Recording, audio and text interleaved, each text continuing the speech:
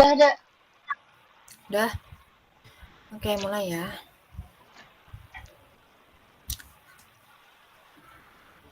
Assalamualaikum warahmatullahi wabarakatuh.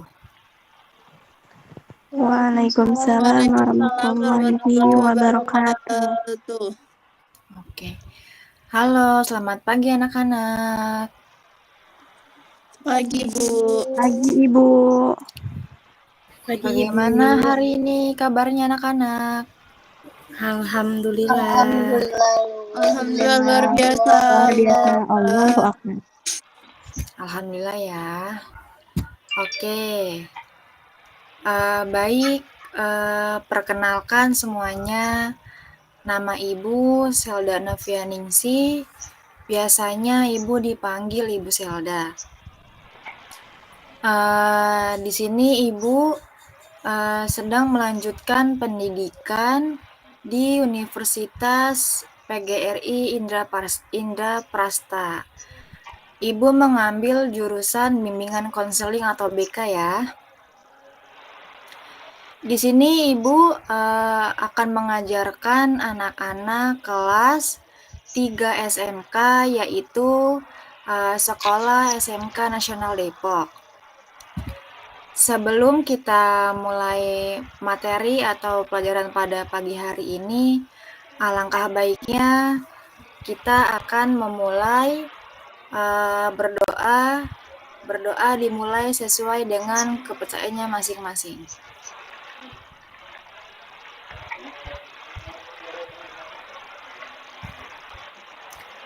Berdoa selesai.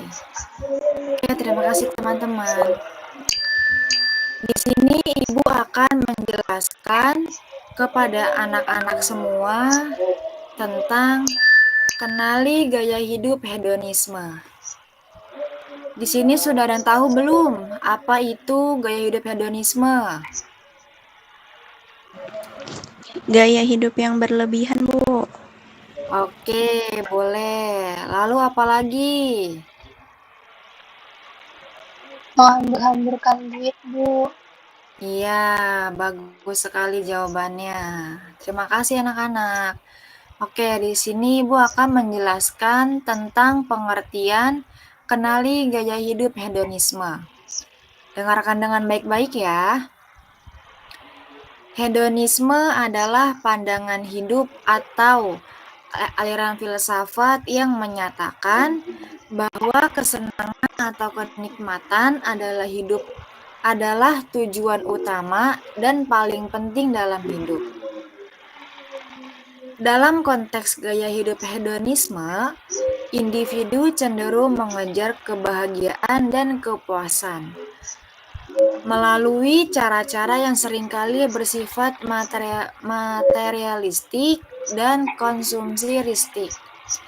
Walaupun mengejar kebahagiaan adalah hal yang alami dan wajar, gaya hidup hedonisme bisa memiliki dampak negatif jika tidak seimbang, seperti menimbulkan masalah keuangan, ketidakpuasan jangka panjang, dan pengabaian terhadap kesejahteraan orang lain. Oke, selanjutnya Ibu akan menjelaskan tentang ciri-ciri hedonisme. Siapa yang mau baca tentang ciri-ciri hedonisme? Oh, siapa yang mau baca? Oke, Dinda, silakan dibaca. Ciri-ciri hedonisme. Yang pertama ada pergaulan bebas. Yang kedua ada suka dan sibuk dengan hiburan. Yang ketiga ada gaya pemakaian mencolok mata. Yang keempat ada konsumsi berlebihan. Yang kelima ada pencarian kesenangan instan. Yang keenam ada pengabaian kewajiban sosial. Oke, terima kasih Adinda. Oke, di sini bakal menjelaskan ya ciri-ciri hedonisme. Tadi yang sudah Dinda bacakan, yaitu yang pertama tentang pergaulan bebas.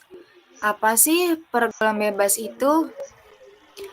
Pergaulan bebas tentang hedonisme seringkali dikaitkan dengan perilaku yang tidak mematuhi batasan normal batasan moral tradisional, termasuk pergaulan bebas tanpa mempertimbangkan nilai-nilai etika atau agama.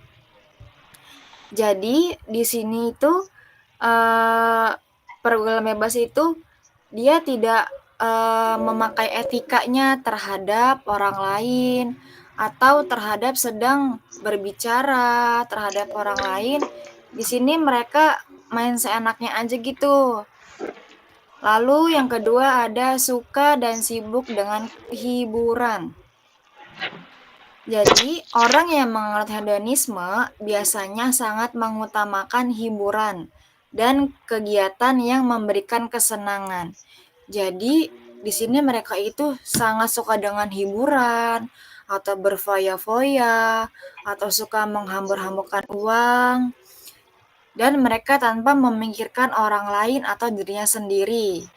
Lalu yang ketiga ada gaya pemakaian mencolok mata, yaitu hedonisme juga sering terlihat dalam cara berpakaian yang berlebihan atau mencolok, dengan tujuan untuk menarik perhatian dan menunjukkan status sosial atau kesenangan pribadi. Jadi mereka ini ketika berfashion atau berpenampilan, mereka ini suka yang wah-wah, suka yang mencolok dilihat oleh orang lain. Lalu konsumsi berlebihan.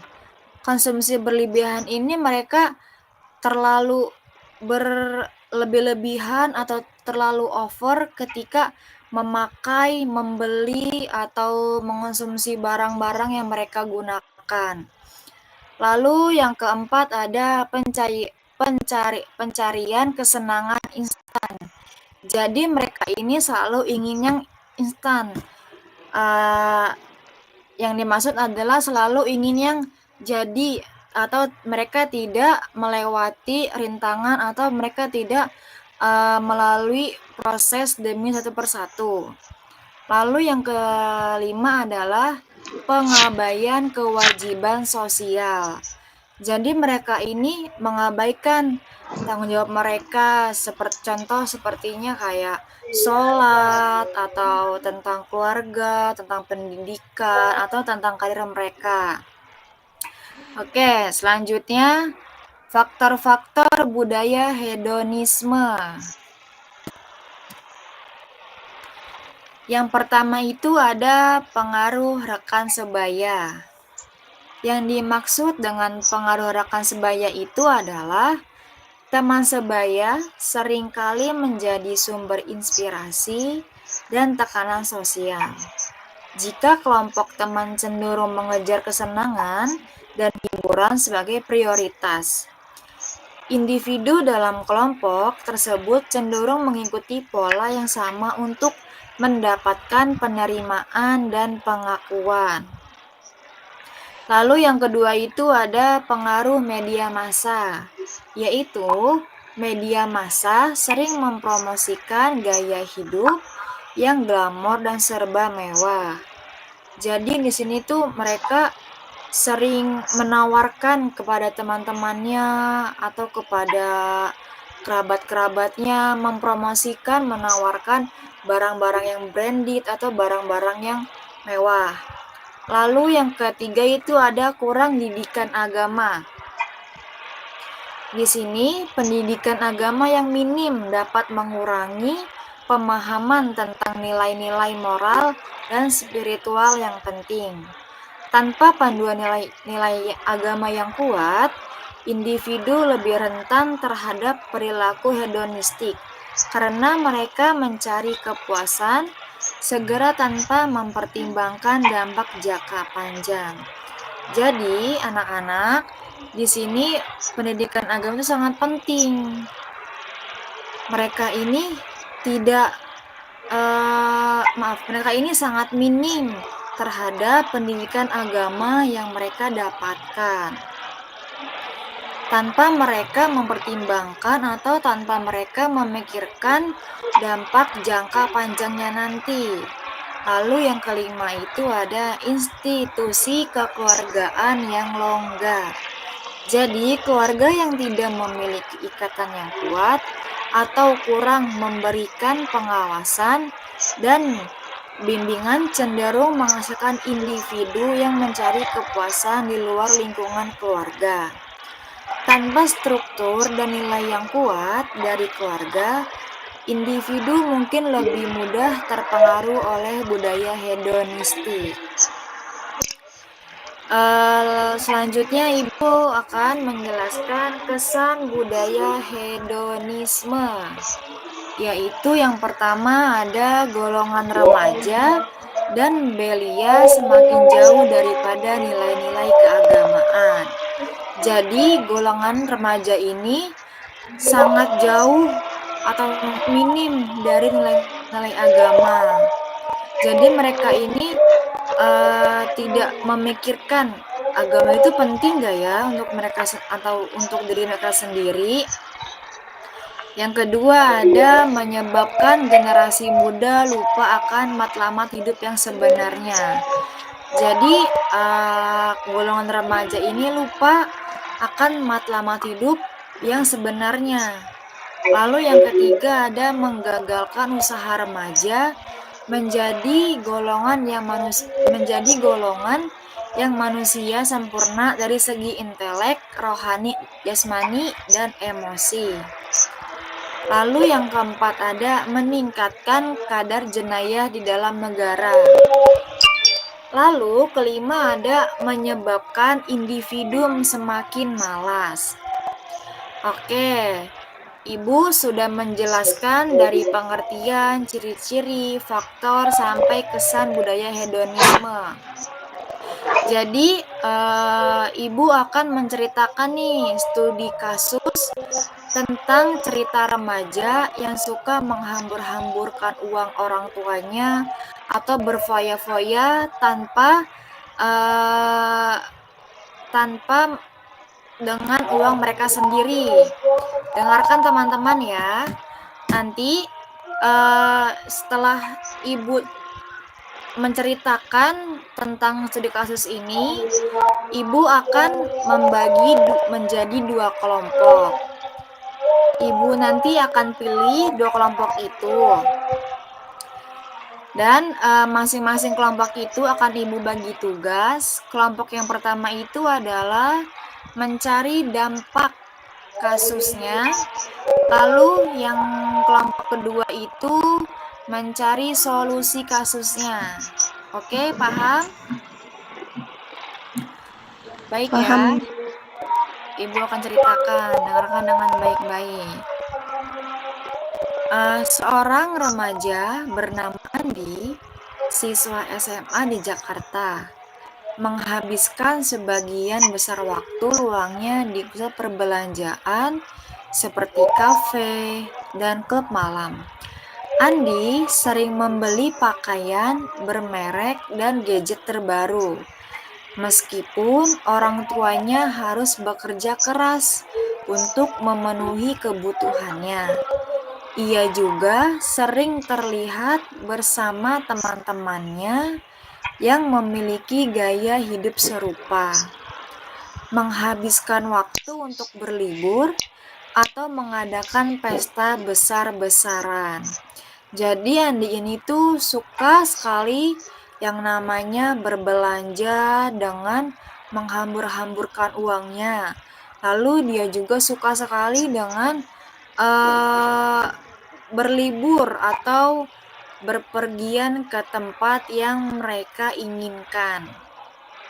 Oke, anak-anak. Ibu kasih waktu 5 menit ya untuk anak-anak menyimak cerita yang Ibu tadi jelaskan. Boleh anak-anak baca lagi sampai anak-anak paham. Oke, dari sekarang ya waktunya Ibu kasih.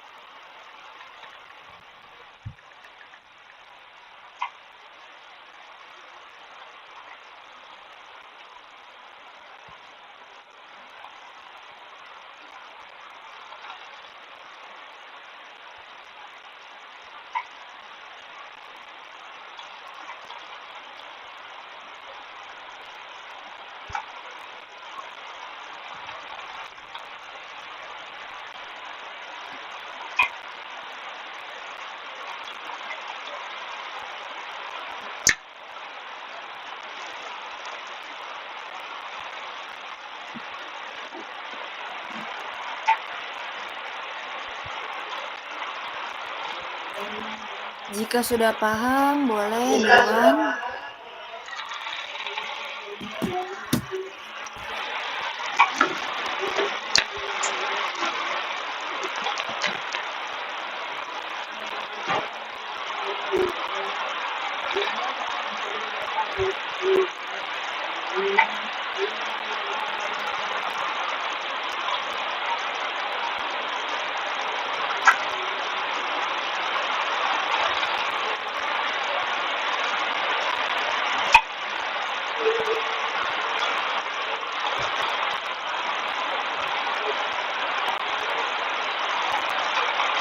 Bu, studi kasusnya kelompok atau individu?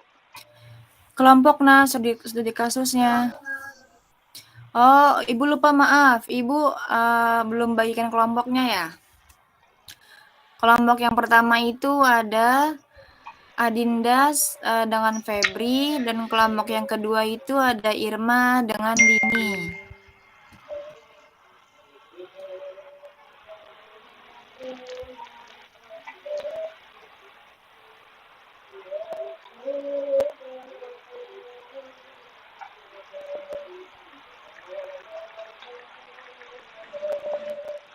Saya izin jawab ya Bu, dari kelompok 1.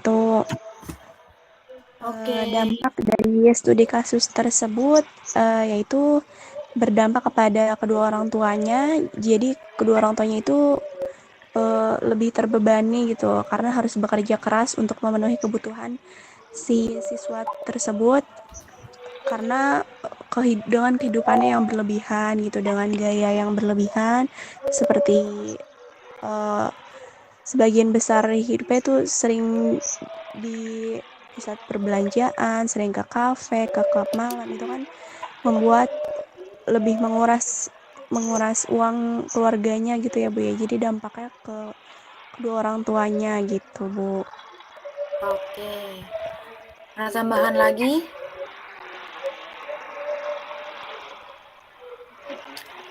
Oke, cukup ya. Terima kasih Adinda. Sama-sama Bu. Oke, selanjutnya untuk kelompok 2, apakah sudah siap?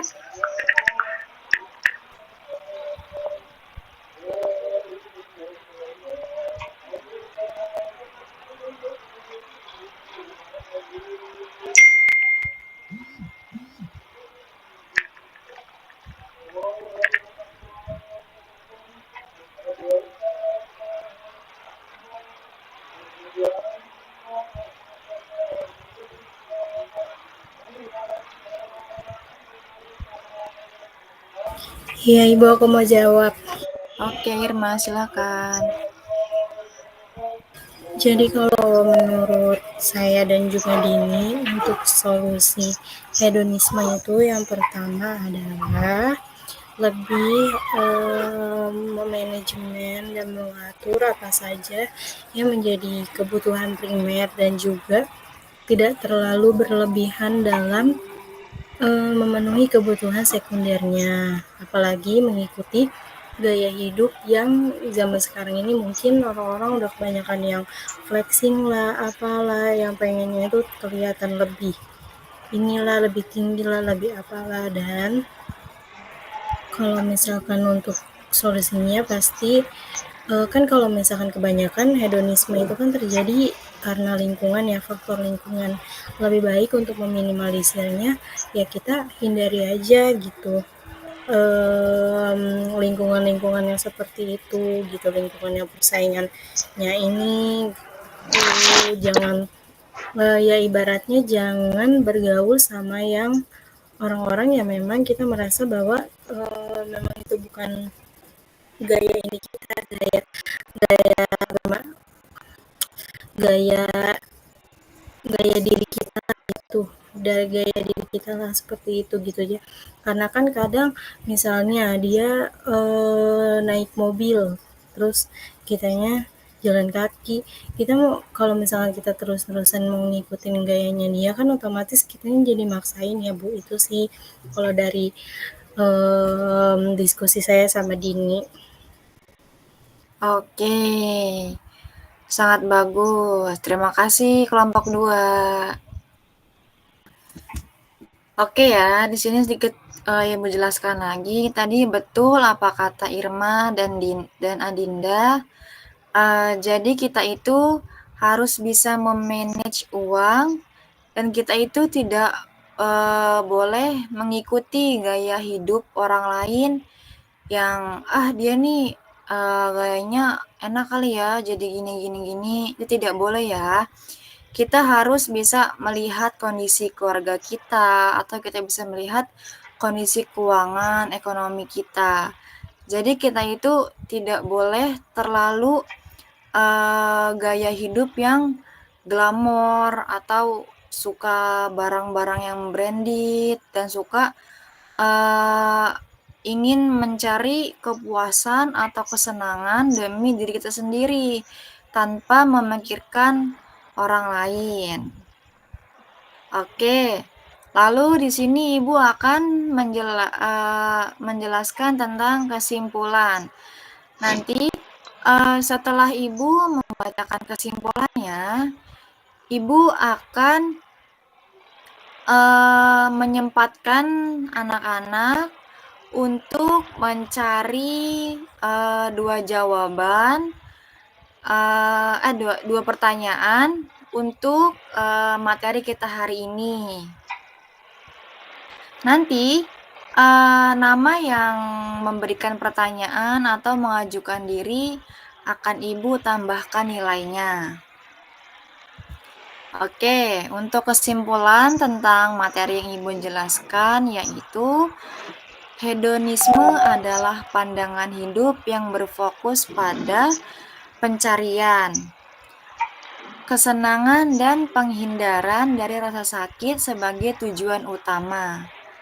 Gaya hidup hedonisme seringkali dikaitkan dengan konsumsi barang-barang mewah, hiburan yang berlebihan dan pemuasan keinginan pribadi tanpa mempertimbangkan dampak jangka panjang atau kebutuhan orang lain. Meskipun memberikan kesenangan sementara, gaya hidup ini juga dapat menyebabkan masalah kurangnya makna dalam hidup. Jadi, kesimpulan yang barusan Ibu jelaskan itu, mereka ini hanya memikirkan kesenangannya sendiri tanpa berpikir jangka panjangnya.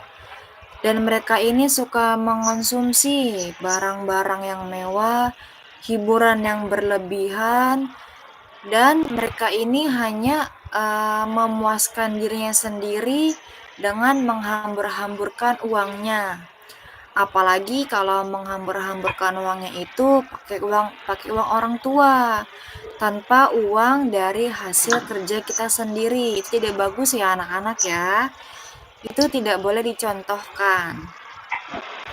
Jadi itu bisa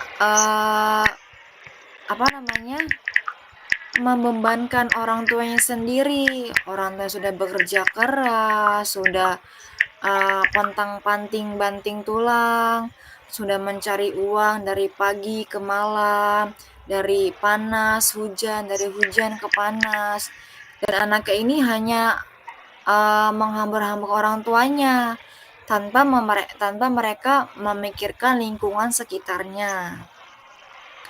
Oke, setelah Ibu membacakan kesimpulannya, di sini siapa yang mau bertanya tentang materi hari ini?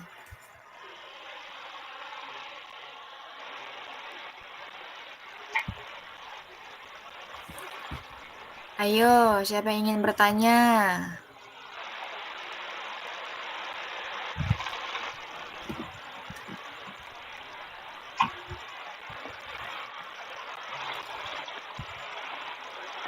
Jika tidak ada yang ingin mengajukan diri, Ibu akan tunjuk ya. Ibu akan tunjuk Febri. Ayo Febri, apakah ada pertanyaan?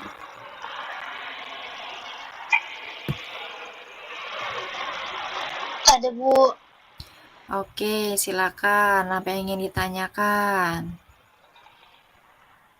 Bu, dari materi yang slide kesan budaya, kadar jenayah itu apa ya, Bu? Oke, kadar jenayah.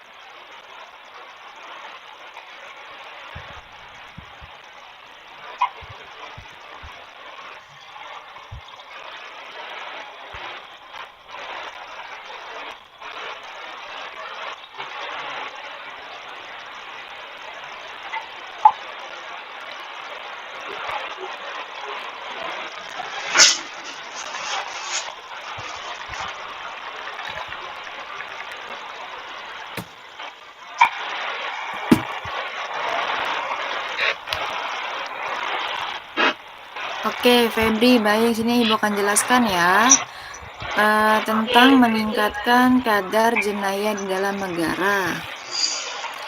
Meningkatkan kadar jenayah di dalam negara merujuk kepada situasi di mana terdapat peningkatan dalam jumlah atau kekerasan kes-kes jenayah yang berlaku dalam sebuah negara.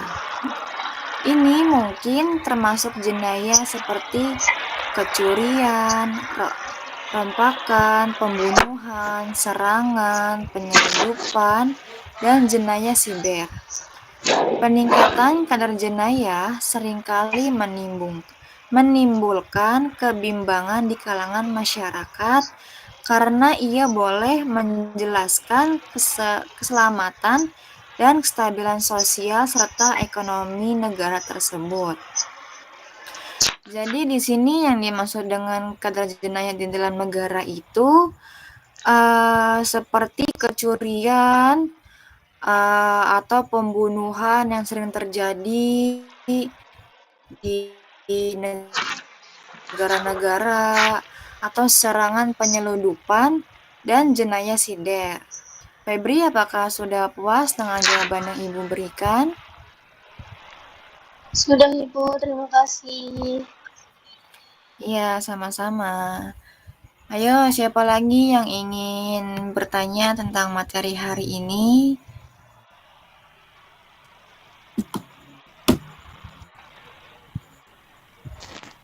Saya, Bu, izin bertanya ya, Bu. Oke, Adinda, silakan.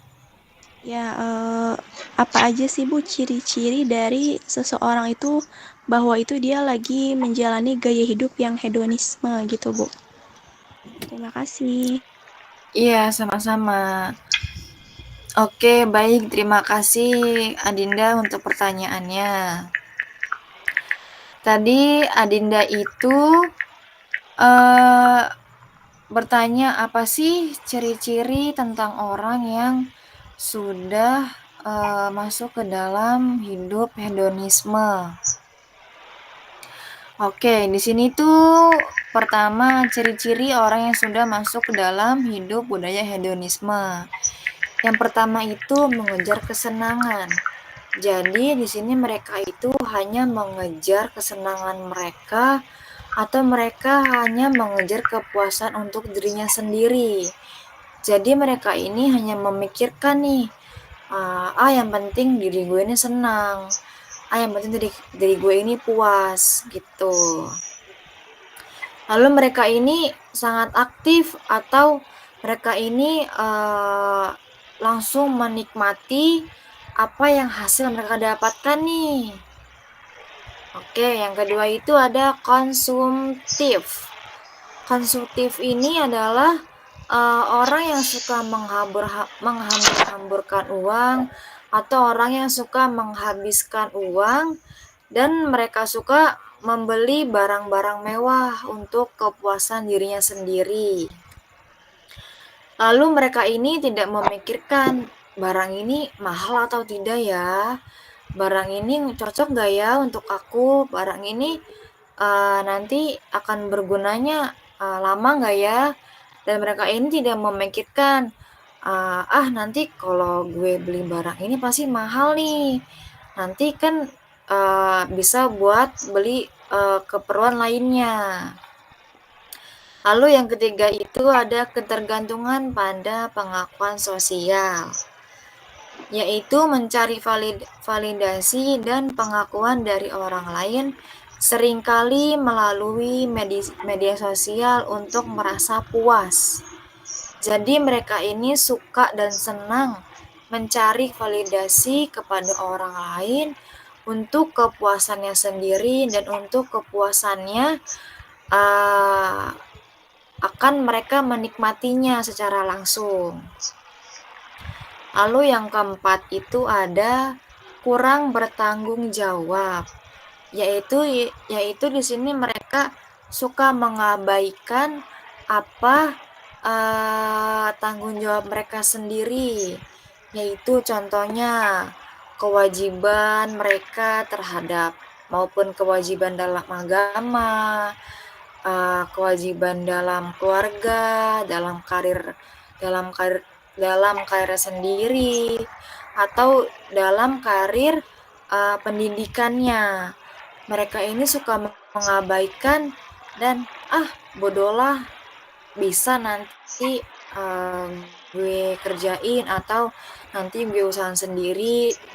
Padahal kewajiban ini tuh sangat penting bagi diri sendiri, karena dia ini sudah memiliki tanggung jawab tapi tidak mengerjakannya, malah mengabaikannya.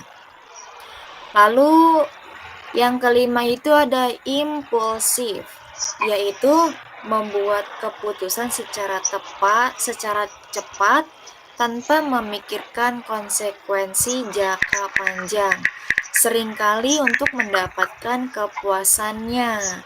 Jadi di sini itu mereka suka menentukan atau suka mengambil keputusan yang cepat tanpa memikirkan nih ke depannya bagaimana. Kalau gue hiburan ke sini enak nih, tempatnya mewah, pasti seru nih. Tetapi tempat ini tuh tidak bagus, tidak baik untuk mereka. Lalu yang keenam itu ada menghindari ketidaknyamanan. Jadi mereka berusaha keras untuk menghindari situasi yang menimbulkan stres atau ketidaknyamanan. Meskipun itu penting untuk pertumbuhan pribadi atau tanggung jawab. Lalu yang ketujuh ada fokus pada penampilan, yaitu menghabiskan banyak waktu dan usaha untuk menjaga penampilan fisik dan gaya hidup yang terlihat glamor atau menarik bagi orang lain. Jadi dia ini hanya mementingkan penampilannya sendiri. Yang penting penampilan dia ini nih glamor, dan penampilan dia ini wah dan tertarik atau menarik terhadap orang lain. Jadi mereka ini tanpa memikirkan lingkungan sekitarnya, yang penting diri dia ini nih mempunyai fashion atau memiliki penampilan yang sangat membuat mereka senang atau puas gitu. Oke, bagaimana jawabannya Dinda? Baik Ibu, sudah jelas. Terima kasih ya Bu. Oke, Ibu mau satu lagi deh pertanyaannya dari anak-anak. Ayo, siapa lagi yang ingin bertanya?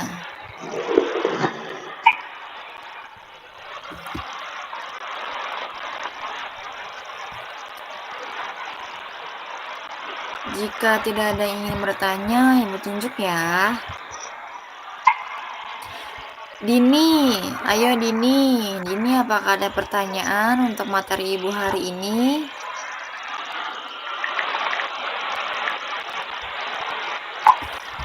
Ayo Dini.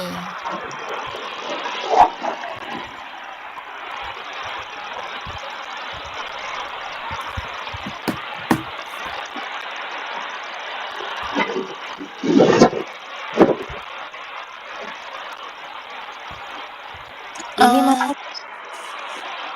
Apa dampak hedonisme terhadap hubungan sosial dan keluarga ya, Bu? Oke, baik. Terima kasih pertanyaannya Dini. Baik, Bu. Baik, menjelaskan ya. Jadi di sini itu dampaknya adalah yang pertama itu hubungan sosial. Jadi hubungan sosial itu ada superficialitas, yaitu hubungan sosial cenderung menjadi dangkal karena fokus lebih pada kesenangan pribadi daripada kedalaman emosional. Jadi mereka ini hanya memikirkan kesenangan pribadi mereka tanpa memikirkan hubungan sosial atau memikirkan emosi dia nih, emosi aku stabil atau tidak ya untuk orang lain. Lalu ada persaingan dan iri hati. Jadi orang yang hedonisme itu mungkin lebih sering bersaing dalam hal kekayaan atau pengalaman. Hal yang bisa menimbulkan iri hati dan ketegangan. Jadi mereka ini selalu iri hati terhadap kekayaan, terhadap orang-orang yang kaya. Jadi mereka ini tidak mau kalah terhadap kekayaan orang lain. Jadi dia ini nih, gue harus kaya juga nih kayak dia. Pasti gue juga bisa nih kayak seperti dia gitu. Jadi kita itu tidak boleh iri ya terhadap kekayaan orang lain. Lalu ada ketidakstabilan, yaitu hubungan cenderung tidak stabil karena orang hedonisme mungkin cepat bosan dan mencari pengalaman baru terus-menerus.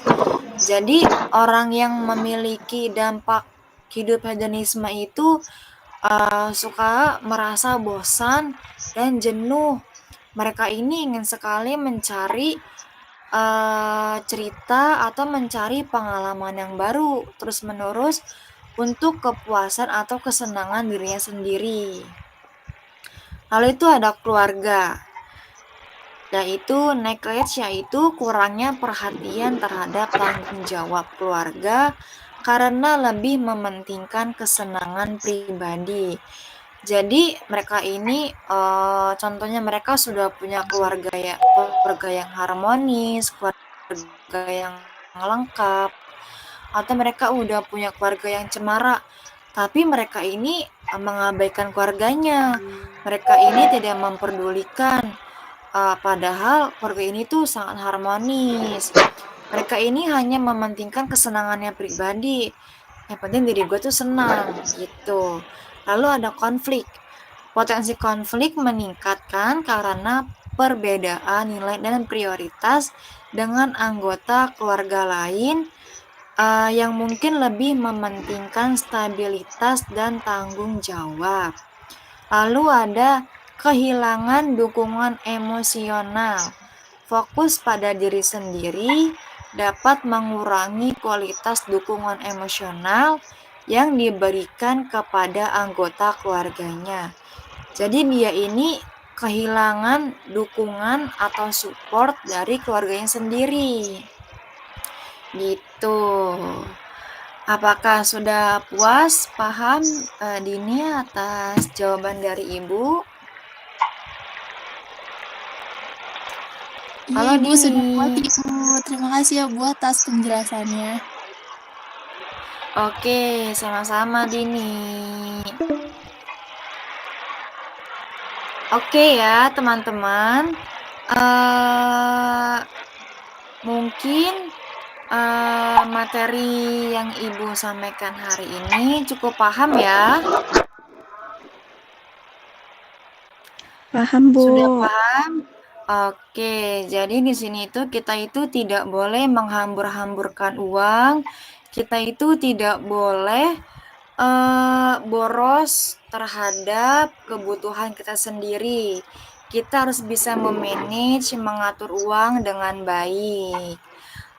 Jadi anak-anak di sini jika dikasih uang oleh orang tuanya, jika dikasih uang sekolah atau uang saku lebih, boleh ditabung sisanya. Boleh kita berbelanja, boleh kita berliburan, asal dengan memikirkan dalam jangka panjang. Kita itu tidak boleh dengan gaya hidup yang terlalu berlebihan dan glamor. Gitu teman-teman ya. Oke. Jika tidak ada yang ingin ditanyakan lagi dengan materi hari ini, Ibu mengucapkan sangat berterima kasih kepada teman-teman SMK Nasional Depok yang telah mendengarkan materi Ibu hari ini dengan baik dan saksama. Jika materi pagi hari ini ada yang kurang jelas atau salah atau anak-anak tidak paham, Ibu mohon minta maaf ya. Oke, sebelum kita akhiri materi hari ini, alangkah baiknya kita akan berdoa terlebih dahulu. Berdoa sesuai kepercayaan masing-masing dimulai.